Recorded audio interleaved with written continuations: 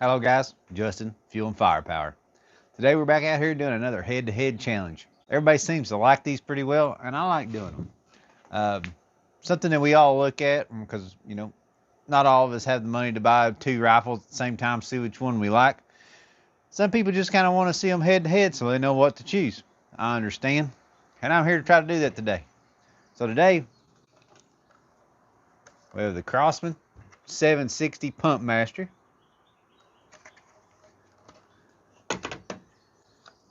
And the Daisy Powerline 35. They also do call this one the Model 35, I've seen as well. I've seen it referred to anyway. So, both these are 177 cal. They're dual ammo, so they both shoot BBs or pellets. We're only going to be shooting pellets out of them today. They're both smoothbore. They are both set up with a dovetail rail if you want to mount optics, but they do not come with them. They both have fixed sights with, I think, this one only has elevation adjustment, whereas the Model 35 does have a windage adjustment and elevation. Both these are 10 pump max, and we'll go over a little bit more of that when we get into the test. But let's talk about the test we're going to do. So today, we're going to be doing a trigger pull test. We're going to do 3 trigger pulls and record the average. We're going to do feet per second. So we're going to test out 3, 5, and 10 pumps on them and see what's the most consistent and kind of the closest to what advertised feet per second is. And the third thing we're going to do is accuracy test. Okay, so we're just going to be doing open sights on it, 10 yards. And we're going to be shooting Crosman hollow point, 7.9 grain. So I've got everything set up and ready here. I'll get you guys in here a little closer and we'll start with the trigger pull. So we're just going to be doing 3 pumps. We'll load a pellet up in this bad boy. Alright, so we got this set at nothing. So, first trigger pull.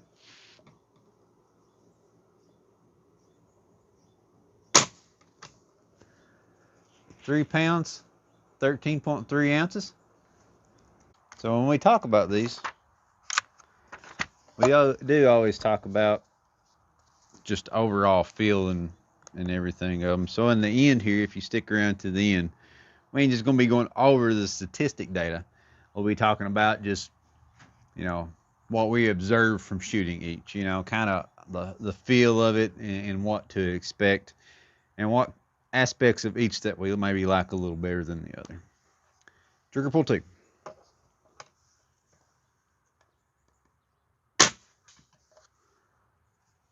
Three pounds, 4.6 ounces. All right, third trigger pull with the 760.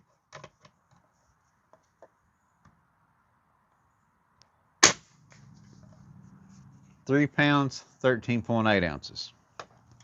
That's pretty consistent with what we've got before. I know that I've done videos on both of these separate, but it's just kind of nice seeing them head to head, where you don't have to watch 2 videos. I appreciate it if you watch all my videos, though. These head-to-head kind of just gives you an idea of what to expect out of each. First trigger pull with the Powerline 35.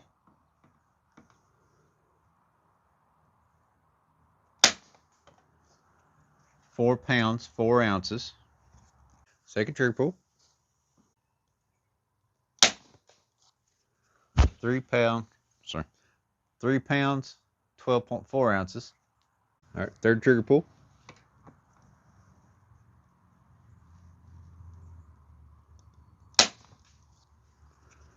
3 pounds, 15.8 ounces. All right, we'll figure out an average of those and come back. Now we're going to set up the chronograph, and I'll get you down here where you can watch it. Like I said, we're doing 3, 5, and 10 pumps each, and we're going to start back out with the Crosman first.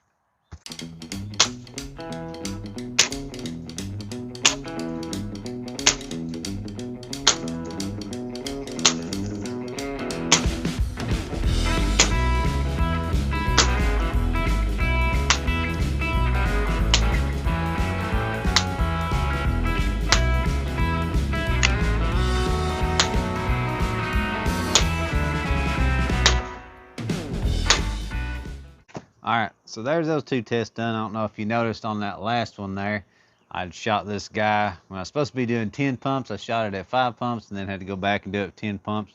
If you see like a variation in the numbers, that's why. But now we're getting ready to get set up on the bags. We're going to be aiming at the bullseye down there, or the top two bullseyes. I'm going to be shooting the 760 Pumpmaster at the left side. I'll be shooting the Powerline 35 at the right side. We'll be shooting at the top targets. We're just going to be doing open sights off a bag, and both with the same exact pellets. Like I said, they're the 7.9 grain hollow points. All my rifles seem to like these. These two do really well with them. I think that if I can really bring my A game, I think both of these should put all 5 in one hole. But as we've seen from my previous videos, I probably can't do that. Anyway, I'm going to get you down there where you can watch the target, and we'll get started. We're going to do, it looks like they was pretty close at 3 pumps. It looks like they was the closest as far as feet per second. So we're going to do 3 pumps and 5 shots. So I'll get you down there. We'll get started.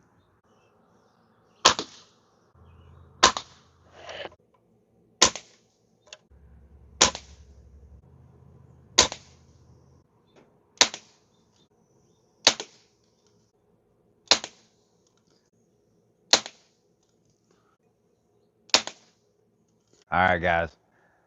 The data's been collected. The lead's been thrown down the range. I think we've done all we can with this. I'm kind of surprised by some of this data that we got. Um, I'm going to bring you in here a little closer and we'll kind of look over it, and we'll talk about what we found. So I'm going to bring you in here where I can show you. All right, guys. So up here's the Crosman, and up here's the Daisy. So the trigger pull, we done 3, and it averaged out about 3 pounds, 10.72 ounces. The Daisy averaged out at 4 pounds, 0.06 ounce. Not a ton of difference there. Maybe it's less than a half a pound. Can you tell it when you're shooting it? Not really. The feet per second, so here's 3, 5, and 10 pumps for each. So at 3 pumps on the Crosman, we did 369 average.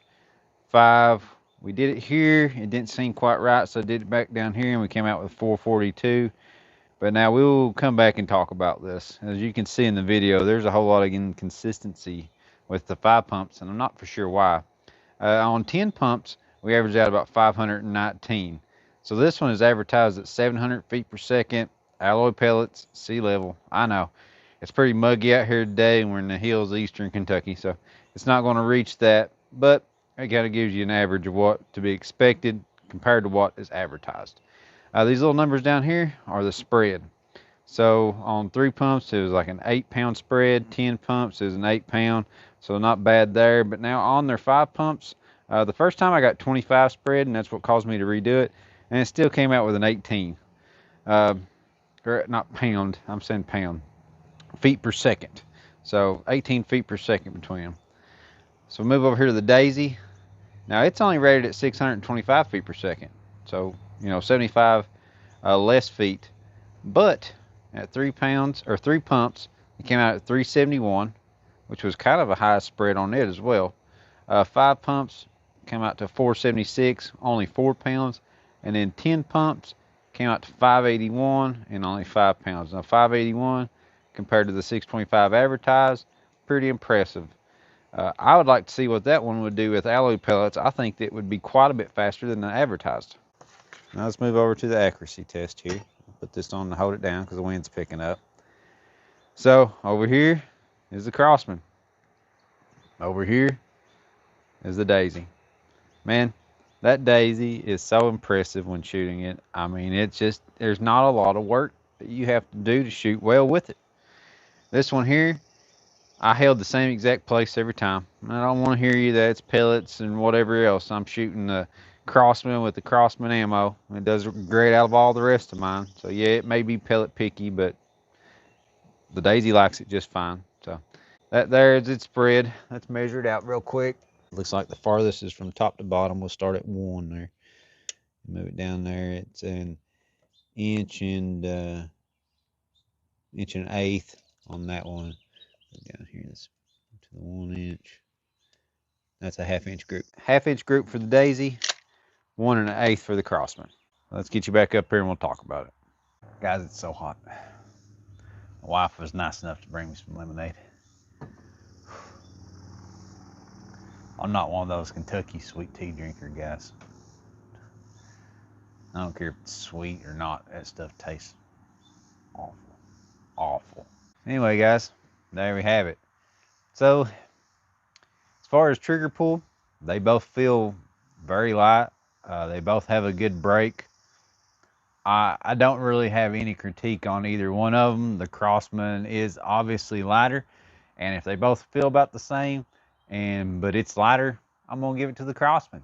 Okay, I think that's pretty fair. Feet per second, I'm gonna go Daisy all day long. It's much more consistent, and it's closer to advertised feet per second. I appreciate anything that is consistent, and it seems to be more consistent than the Crosman in that aspect. I don't know why the 5 pump jumped around so much. I shot it a couple, or I shot it like 3 other times off camera, and I never could get 3 consistent in a row that was in the 440s, 450 range, because that's where I thought it should be. There'd always be one drop down in the 30s, or even the 20s sometime. I don't know why. I thought maybe I was pumping too fast, so I slowed them down and made sure I go full lock to full lock. And it still wouldn't stay consistent.